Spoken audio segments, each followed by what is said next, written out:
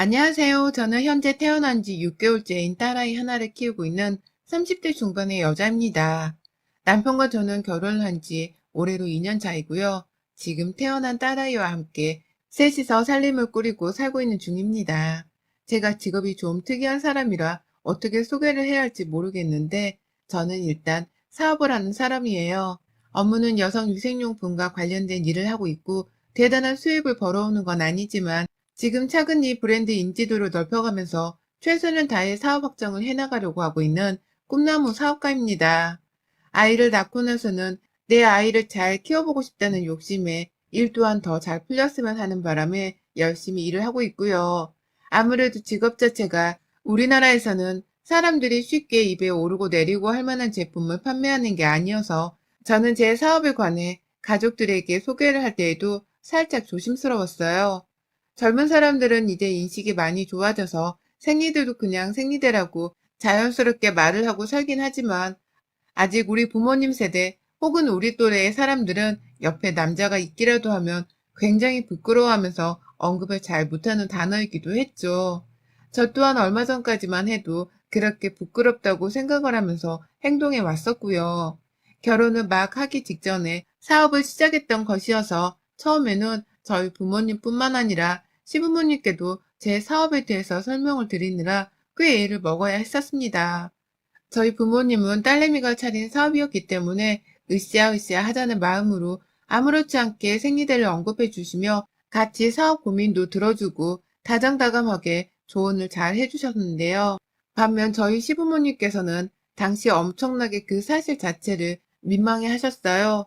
며느리 될 애가 사업을 한다는데 기껏 한다는 사업이 남사스러운 생리대 사업이라며 민망스럽단 말을 제 앞에서 직접 하기도 하셨고 어디 나가서 쪽팔려 말도 못하겠다며 제 앞에서 얼굴을 붉히기도 하셨죠.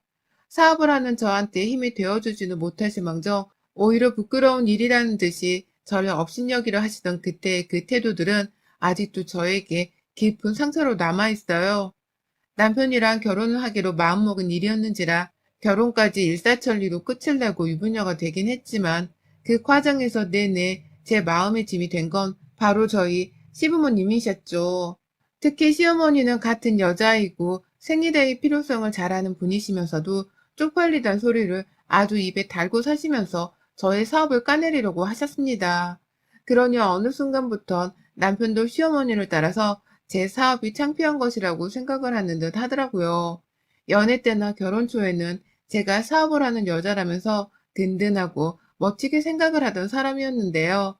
결혼을 하고서 한두 차례 시어머니로부터 쪽팔린 일을 한다는 소리를 듣고 난 후, 그리고 제 생일날 시어머니가 통보를 하듯이 생리대의 생자도 입 밖에 꺼내지를 말라면서 혼을 내고 나신 후로는 절대로 남편이 먼저 나서서 제 사업을 치켜 세워주질 않았습니다. 오히려 우리 엄마가 너 사업하는 거 진짜 마음에 안 드시는가 보다. 라고 하면서 시어머니의 말을 맞장구 치거나 저를 비웃는 듯한 모습을 취했어요. 남편이 얼마든 제게 농담을 던져도 좋았고 시어머니로부터 받는 무시나 비웃음을 재미로 만들어낼 때에도 저는 충분히 이해를 하고 남편의 태도를 받아들일 수 있었습니다. 그냥 이를 심각하게 키우고 싶지 않아서 남편이 일부러 나서서는 악역을 자처하는 줄로만 알기도 했었어요. 하지만 조금 더 남편과 살 부대끼고 살면 살수록 느껴지더라고요.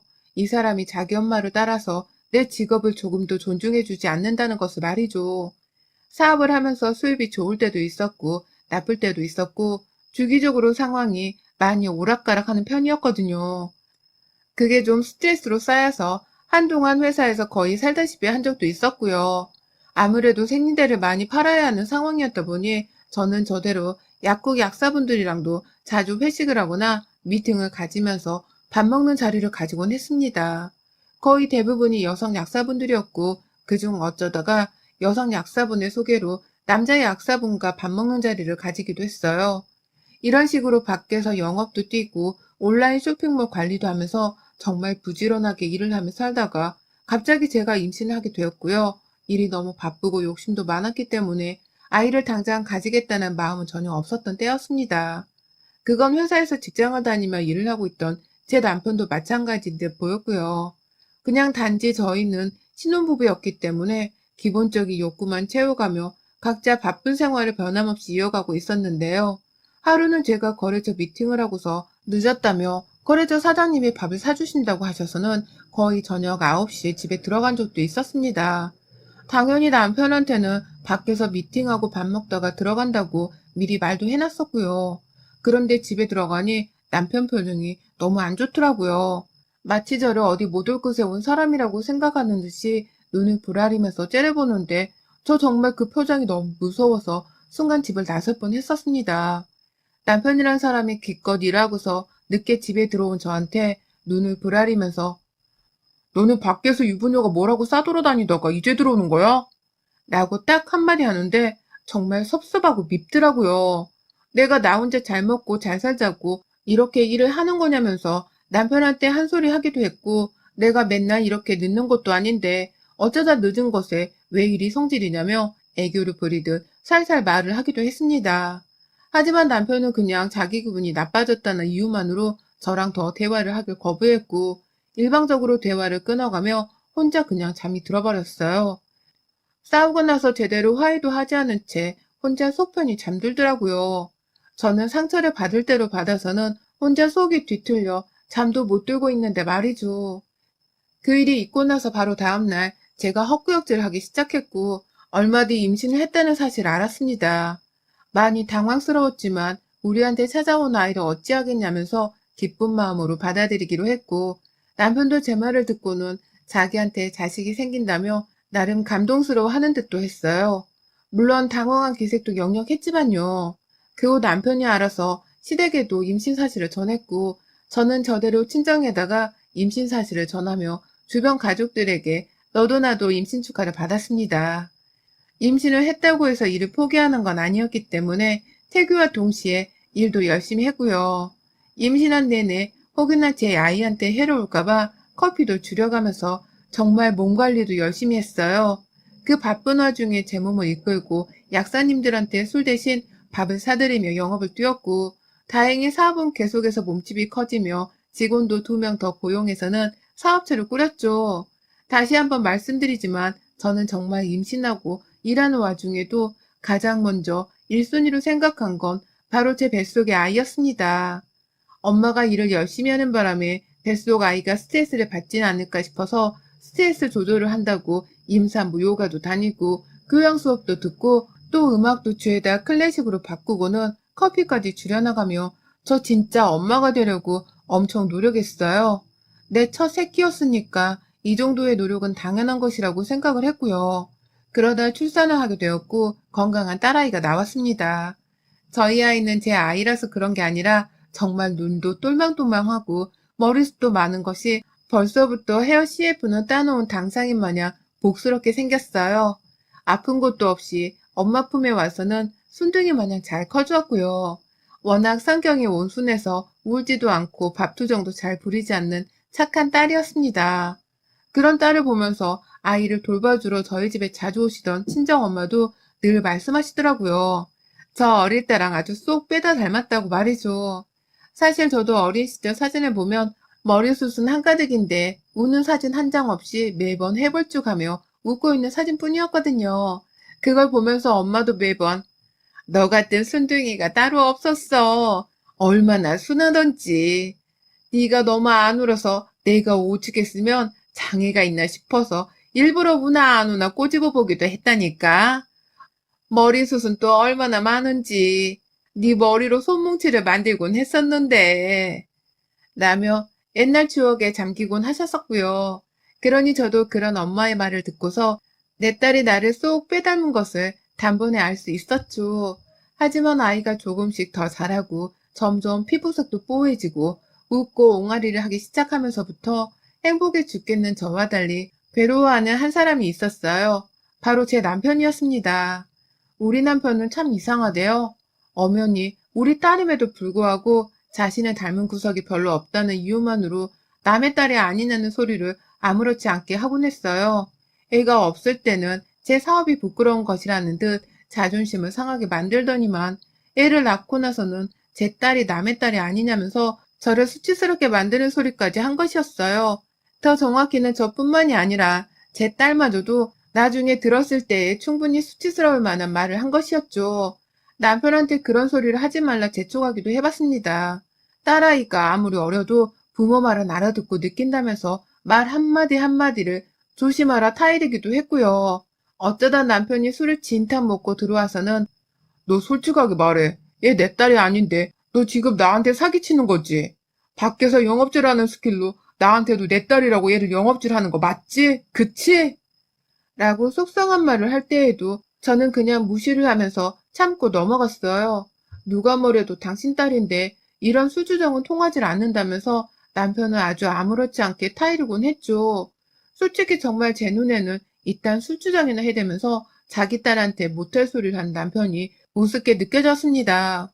누가 봐도 자신의 딸임이 분명한데 도대체 무슨 생각으로 딸이 딸이 아니라고 말하고 다니는 것인가 싶어서 헛웃음이 나올 지경이었죠.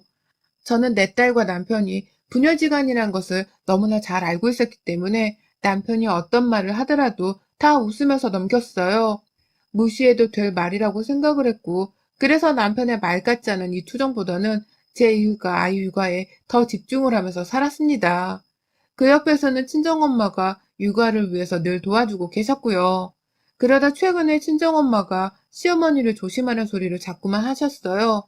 무슨 일인고 하니 제가 출근하고 집에 없는 사이 시어머니께서 자주 집을 왔다 갔다 하면서 제 아이 얼굴을 엄청나게 뚫어져라 보다가 가곤 하셨다는 겁니다. 정말 이유도 없이 그냥 얘 얼굴을 아주 빤히 무섭도록 들여다보면서 말이죠. 처음에는 엄마도 이상하다 싶어서 시어머니께 뭐 하는 거냐면서 물어보기도 했고 가끔은 섬뜩하다는 이유로 얘를 그렇게 무섭게 째려보면 얘도 다 느껴요. 라고 하면서 제지를 했다고도 해요. 하지만 저희 시어머니는 그럴 때마다 저희 엄마를 향해서 왜요? 내가 빤히 쳐다보면 안 될 이유라도 있어요? 내가 이 애를 빤히 쳐다보면 우리가 미처 모르는 사실이 드러나기도 하나? 라는 이해할 수 없는 말을 했다고 하셨고요. 하지만 저는 친정엄마의 말을 전해 듣자마자 단박에 눈치를 깠습니다. 시어머니 말씀이 무슨 의도인지를 말입니다. 우리가 미처 모르는 사실이라고 말을 하신 걸로 보아 분명 남편이 했던 말들과 일맥상통하더라고요. 자기 딸이 맞냐고 술 처먹었을 때마다 물어보고 몇 번이고 의문을 던지던 내 남편의 말과 내 아이를 친손녀가 맞는지 아닌지 빤히 째려보면서 확인을 했은 시어머니의 행동이 말입니다. 둘이서 이제 보니 똑같은 생각을 하면서 내 아이가 진짜로 우리 부부 사이에서 태어난 아이가 맞는 것인지에 대해서 의심을 하고 있었더라고요. 저는 당연히 농담이고 그냥 지나치듯 하는 말이라고 생각을 했는데 이제 보니 제 뒤에서 시어머니랑 남편이 서로 저와 제 아이에 대한 뒷담화와 의심을 나누면서 벼랑간 해괴망측한 소리를 하고 있었던 모양이었습니다. 감히 남편과 낳은 내 딸이 알고 보니 남편 딸이 아닐지도 모른다는 의심이 담긴 이상한 소리를 말입니다. 하지만 의심만 있었을 뿐 저 또한 확증이 없었어요. 시어머니까지도 정말 내 딸이 자기 친손녀가 아니라고 생각을 하는지 그리고 그간 남편도 농담으로 했던 말이 아니라 다 진심에서 비롯되어 내 딸을 의심했었던 것인지에 대해서 확실히 알 수가 없었습니다. 그러니 제 속은 답답해 죽겠고 친정엄마는 친정엄마대로 뭐 이런 기분 들어온 오해를 다 사냐면서 시어머니와 제 남편을 향해 엄청 열받아 하셨죠. 집에 가서 이 소식을 바로 전한 건지 저희 친정아버지까지 연락이 와서는 3일을 가만 안 두겠다면서 난리를 피우셨고요. 하지만 무엇보다 혼란스러운 건 제 자신이었어요. 어쩌다 내 남편한테 이런 오해를 사게 되었나 싶어서 죽고 싶더라고요. 설마 내가 그간 거래처와 미팅을 한다며 자주 밖에서 밥을 먹고 들어온 것을 바람 피운 것이라고 오해를 하는 건가 싶기도 했고, 솔직히 시어머니가 마음에 걸렸습니다. 저희 시어머니, 저 결혼 초부터 자주 했던 말이 하나 더 있었거든요. 이런 거 파는 애들은 저렴한 애들 아니야? 라는 끔찍한 소리 말입니다. 너무 낯뜨겁고 수치스러워 이 얘기는 저희 친정에서도 단 한 번은 해본 적이 없었는데 저희 시어머니는 제가 생리대를 판다는 이유로 부끄러워하는 것은 물론이고 저 자신을 굉장히 저렴하고 저급한 수준의 여자로 보기도 하셨어요. 그래서 실제로 저렴한 애가 아니냐는 질문까지 서스럼 없이 하곤 하셨고요. 그걸 하도 자주 들었는지라 저도 나름 내성이 생겨서는 잘 무시를 하면서 씩씩하게 버텨왔는데 갑자기 내 시어머니와 남편이 내 아이의 핏줄에 대해서 의심을 하고 있다고 생각을 하니 숨이 턱 막히는 듯 했어요. 그 상태로 거의 며칠을 내내 아무것도 잘 먹지도 못하고 애를 제대로 보지도 못한 채 남편마저 피하며 살았었죠. 그런데 그렇게 남편을 피하며 혼자 괴로워하고 살던 중 남편의 태도가 갑자기 이상해졌어요. 애를 자기 애가 아닌 것 같다면서 피하고 의심하며 정을 안 주더니만 갑자기 딴 사람이 된 것 마냥 제가 아침에 일어나기도 전에 우리 딸 이라고 하면서 애가 있는 침대로 가서는 어루만져 주고 있더라고요. 출근하기 직전에도 애 한 번 더 보면서 우리 딸 아빠 간다 라고 하며 달콤한 인사를 건넸고요. 하다못해 퇴근을 하고 와보니 자기가 딸을 꼭 껴안은 채로 좋다고 어루만지며 신나하고 있더라고요. 지 딸인데 자기가 너무 늦게 안아주기 시작했다는 안 하던 자체까지 하면서 말이죠. 이러니 저도 기분이 이상할 수밖에요. 저 인간이 뭘 잘못 먹었길래 갑자기 딸을 대하는 태도가 하루아침에 싹 바뀌었나 싶었거든요. 그런데 문제는 그뿐만이 아니었어요. 이상한 게 또 있었던 겁니다. 제 딸을 섬뜩스러울 정도로 째려만 보고 가셨다는 그 시어머니가 갑자기 제 딸을 세상에 단 하나뿐인 손녀라며 아주 좋아 죽으려고 하면서 달려들었다더군요. 저희 엄마의 말을 인용해보자면 잠시 그 할매가 노망이 난 줄 알았다 라고 하더라고요. 갑자기 안 하던 짓을 하면서 손녀딸을 안아보겠다고 저희 엄마 품에서 애를 막 뺏어갔다고 해요. 그러니 엄마도 애를 뺏긴 건 둘째치고 왜 갑자기 안 하던 짓을 하나 싶어 어안이 벙벙 하셨다고 하고요. 이 소식이 제 귀까지 들려오니 저도 기분이 상당히 찝찝했습니다. 모자가 왜 이러나 싶어서 또 한 번 이상하다 싶던 그 찰나에 결국 저는 이 모든 인물들의 심적 변화가 왜 생겼는지에 대한 근본적인 원인을 발견해버리고야 말았어요. 제 의도와는 다르게 우연치 않게 그리고 아주 불같이 치솟아 오르는 분노와 함께 판도라의 상자가 열린 것이었습니다. 집에 와서 남편이 얘를 열심히도 보고 있길래 제가 여유 있게 메이크업을 지우고 쉴 수 있는 시간이 있었어요. 오랜만에 마스크팩이나 하나 해볼까 싶어서 혼자 화장대 앞에서 마스크팩을 붙이고는 침대 위에 L자다리를 하고선 스트레칭을 하듯 천장을 본 채로 누웠습니다. 한참 그러고 있다가 자연스레 천장 주변에 막 시선이 옮겨졌는데 거기에 저희 장롱이 있었단 말이죠. 저희 집에는 따로 북박이장이 없어서 여전히 장롱을 쓰고 있거든요. 그런데 그 장롱 위에 봉투 하나가 놓여져 있더라고요. 마치 남편이 이혼 서류라도 혼자 몰래 작성을 해서는 꿈쳐놓은 것 마냥 순간적으로 그 봉투의 정체를 알아야겠다 싶어서 온몸이 근질거리기 시작했어요.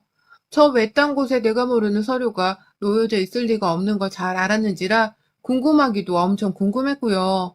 바로 그 자리에서 스트레칭을 멈추고는 마스크팩도 제거했어요. 그리고는 바로 침대 위에 두 발을 들이고 일어나서 장롱에 아슬이 걸려있던 그 봉투를 제 손에 쥐었습니다. 그리고 순간적으로 봐버렸어요. 메디컬 어쩌고 하는 무슨 의학 관련 회사의 로고가 보내는 사람 앞에 적혀 있는 것을 말입니다. 설마, 에이, 설마 하는 마음으로 처음엔 그냥 이 봉투를 안 봐버릴까도 싶었어요. 지금 내 머릿속에 떠오르는 그 검사는 아니겠지 싶은 마음에 애써 봉투를 내 시야에서 없애버리려고도 했고, 이걸 왜 발견했나 싶어서 괜시리 대탓을 하기도 했네요. 그 짧은 시간에 제 머릿속에 떠오르는 생각을 부정하겠다면서 오만 것들을 다 끄집어내며 딴 생각을 하던 중 갑자기 남편이 밖에서 저를 부르는데 저도 모르게 본능적으로 봉투를 열어버리고야 말았습니다. 남편이 저를 부르며 안방에 들어온다면 제 손에 들린 봉투를 발견하고서 뺏어갈지도 모른다는 생각이 들어서 어떻게든 그 전에 빨리 내용물을 확인해야겠다 싶었던 겁니다. 그렇게 제 손에는 종이가 들렸고 저는 제 눈으로 몇 번이고 확인을 했어요. 그 속에는 내 딸과 내 남편의 유전자 검사 결과를 나타내는 수치가 분명히 적혀 있었고요. 당연히 내 남편과 아이의 유전자 검사 결과는 일치를 했습니다. 당연한 그 검사 결과지를 저는 무슨 이유에서인지 손이 덜덜 떨린 채로 긴장한 채 확인을 했고, 확인을 하고 나서도 무슨 이유에서인지 너무 서럽고 억울한 마음에 눈물이 막 쏟아져 나왔어요. 분수처럼 주체하지도 못한 채 이게 뭐야? 나는 비명과 함께 방 안으로 들어오는 남편을 보면서 그 자리에서 울어버리고 말았습니다. 그리고서 저를 향해 용서를 비는 남편이 그러더라고요. 아니, 엄마가 하도 애기가 안 닮았다고 너가 다른 곳에서 나온 자식이 아니냐는 소리를 해서 나도 진짜 당신을 끝까지 믿어보려 했는데 엄마가 하자고 하는 대로 한 거야. 정말 딱 한 번 엄마가 하자는 대로 한 거니까 신경 쓰지 마. 라고 말입니다. 이딴 걸 변명이라고 짓거리다니 저는 그 자리에서 남편 놈한테 회초리를 들었어요. 참고로 저희 집에는 가죽으로 만든 채찍줄이 한 7개 정도 달려있는 회초리 작은 게 하나 있어요. 그게 시어머니가 어릴 적 남편을 훈계할 때 썼던 거라면서 추억 남기기 용으로 저희 집에 신혼 때 가져오셨던 물건인데요. 와, 진짜 내가 살다 살다 이 물건을 이렇게 쓸 줄은 정말 상상도 못했습니다. 남편은 꼴에 지가 딸을 안고 있다면서 애를 감싼 채로 저한테 등을 보이더라고요. 그래서 옳았구나 했죠. 네 새끼인 줄을 왜 이제서야 유전자 검사를 하고서야 알았냐면서 상 등신아 라는 말과 함께 남편의 등짝에다가 회초리를 얼마나 갈겼는지 몰라요. 그러니 남편은 아프다고 애 안고서 집안을 펄쩍펄쩍 뛰어다니고 저는 저대로 시어머니를 불러 대령하려면서 핸드폰 들어다가 남편한테 전화를 시키고 그 와중에 채찍으로 남편을 패대기 하고 얘는 얘대로 그 순한 애가 울길래 제가 들어 달래고 진짜 답도 없는 집꼬라지였습니다. 이 서류를 친정에 보내게 되면 가뜩이나 저희 시댁과 남편을 싫어하고 있던 친정 부모님이 걷잡을 수 없이 제 결혼 생활을 반대하실까 싶어서 보여드릴 수는 없었어요. 다만 남편한테 발악을 하며 시어머니를 내 앞에 데려오라 소리를 쳤더니 남편이 다 죽어가는 목소리로 시어머니께 전화를 하더라고요. 저는 옆에서 시어머니 들으라며 당신 아들 몸에 계속해서 회초리를 들어 날려댔고요. 그러니 시어머니도 이게 다 뭔 소리냐면서 궁금해하다가 결국 너 지금 맞고 있어? 어? 왜 맞아 네가? 라며 펄쩍 뛰며 소리를 지르셨죠. 저는 시어머니께 말씀드렸어요. 계속 남편을 쳐대며 회초리 소리를 내면서 어머님, 제가 어머님을 딱 이만큼 후려때리고 싶어 죽겠는 마음이 지금 굴뚝 같거든요. 내가 밖에서 일하면서도 오만 태교란 태교는 다 들으며 애지중지 낳은 내 딸인데 이해로 어디 밖에서 주워온 남의 집 자식으로 생각하셨더라고요. 그래서 유전자 검사도 받으신 거죠? 어머님 몫은 당신 아들이 효도한다고 대신 맞을 테니까 너무 걱정 마시고요. 어머님은 집에서 2다리 편히 뻗고 주무세요. 라고 콜레 진동하게 말을 했습니다. 보란듯이 제 손에 들린 회초리로 남편을 수도 없이 더 내리쳤고 그 와중에 저는 수화기 통화를 종료하지 않았어요. 시어머니가 다 듣도록 일부러 남편님 옆에다가 전화기를 가져다 대기까지 했네요. 지 아들이 며느리한테서 맞고서 내는 비명이라도 좀 들으라고 말이죠.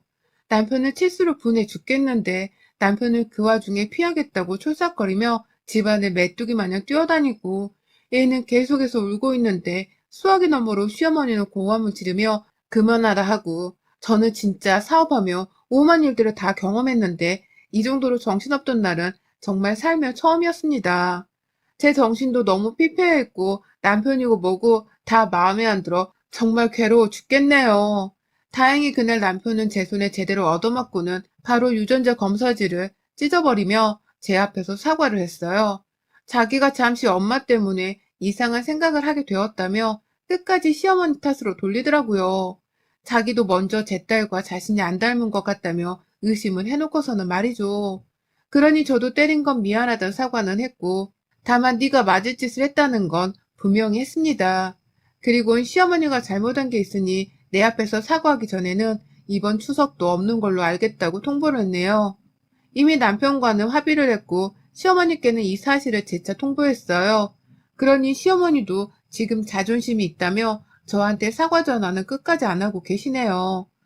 뭐 덕분에 저는 명절에 시댁에 안 가도 되게 생겼지만 말입니다. 내 딸이 효녀인가? 저 그냥 이대로 추석에 시댁 안 가고 저희 친정집 가서 주말부터 내내 요양할까 생각 중이에요. 올해는 시댁 가서 엄한 소리 들으며 수치스러워하지 않아도 될 것 같아 한결 마음이 가볍네요. 여러분의 생각은 댓글로 남겨주세요. 오늘도 시청해주셔서 정말 감사합니다.